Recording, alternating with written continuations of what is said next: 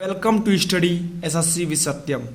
दोस्तों, आज हम लोग ज्योग्राफी का एक और महत्वपूर्ण लेक्चर नंबर 10 भारत का भौतिक भूगोल के बारे में अध्ययन करेंगे। तो ज़्यादा कुछ बात ना करते हुए डायरेक्ट हम लोग अपने टॉपिक पर आते हैं। भारत एशिया महाद्वीप के दक्षिण में स्थित है।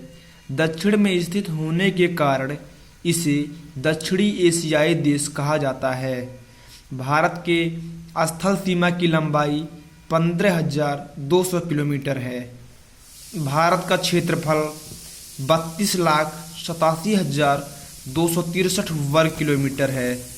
भारत की लंबाई उत्तर से दक्षिण की तरफ 3,214 किलोमीटर तथा चौड़ाई पूर्व से पश्चिम की तरफ 2,933 किलोमीटर है। भारत में 28 राज्य तथा 8 केंद्र शासित प्रदेश हैं। भारत के 7 पड़ोसी देश हैं और भारत के कुल 17 राज्य इन पड़ोसी देशों से जुड़े हैं। भारत की सीमा सबसे ज़्यादा बांग्लादेश, उसके बाद चीन बनाती है। भारत में 9 राज्य की रेखा समुद्र तट से लगी है। इसमें गुजरात की तट रेखा सबसे ज़्यादा लगी है।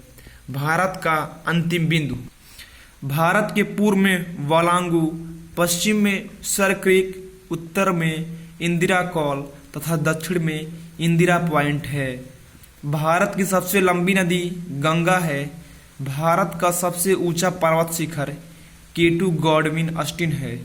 भारत का सबसे ऊंचा जलप्रपात जोग या गोरसोप्पा है और सबसे ऊंचा बांध टिहरी है जो अलकनंदा नदी पर उत्तराखंड में स्थित है।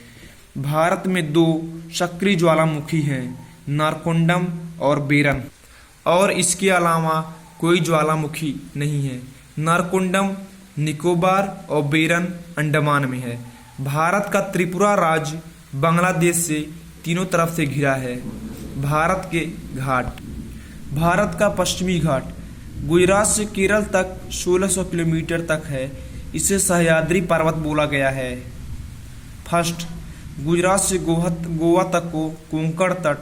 सेकेंड, गोवा से कर्नाटक तक को केनरा तट।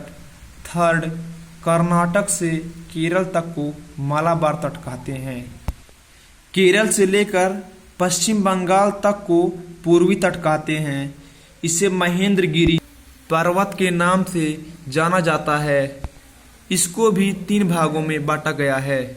फर्स्ट, केरल से लेकर आंध्र प्रदेश तक को कोरोमंडल तट बोला गया है। सेकेंड, आंध्र प्रदेश से पश्चिम बंगाल तक को डेल्टा क्षेत्र तथा पश्चिम बंगाल से ऊपर को पर्वतीय क्षेत्र।